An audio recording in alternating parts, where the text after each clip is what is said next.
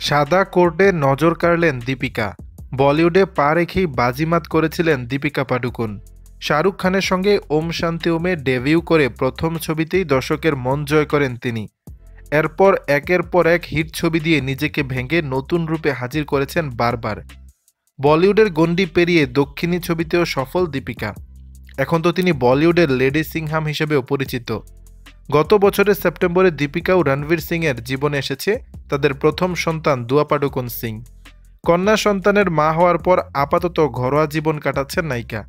যদিও গর্ভাবস্থাতেও শুটিং চালিয়ে গিয়েছিলেন, কিন্তু এখন নতুন মা হিসাবে মেয়ের দেখাশোনাই তার প্রথম অগ্রাধিকার। সম্প্রতি বিশিষ্ট ডিজাইনার সব্যসাচী মুখার্জির ফ্যাশন শোয়ের 25 বছর পূর্তির অনুষ্ঠানে দীপিকার উপস্থিতি নজর কেড়েছে সবার। ফ্যাশন শোয়ের মঞ্চে টাইলরের প্যান্ট, টপ ট্রেন্স কোট, কালো লেদারের গ্লাভস আর মানানসই গয়নায় দীপিকা যেন রূপের মূর্ত প্রতীক হয়ে উঠেছিলেন।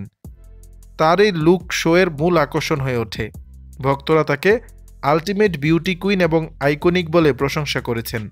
কেউ কেউ তার স্টাইলের তুলনা করেছেন বলিউডের কিংবদন্তি অভিনেত্রী রেখার সঙ্গে।